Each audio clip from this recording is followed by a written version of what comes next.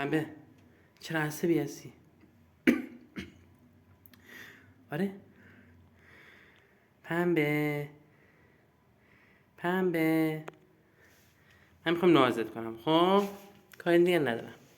ناز خب نازه بابا. چرا گارد میگیره حالا؟ بابا بیخیال. ناز میخوام بکنم. میخوام تو رو نازت کنم. ناز. ای بابا درم باز. آروم بار کرده. خیلی خوب. ناز پنبول نیست پیشم. چه دردی میگیری پنبه؟ من نگاه کن. یعنی چه این کارت؟ چه معنی داره؟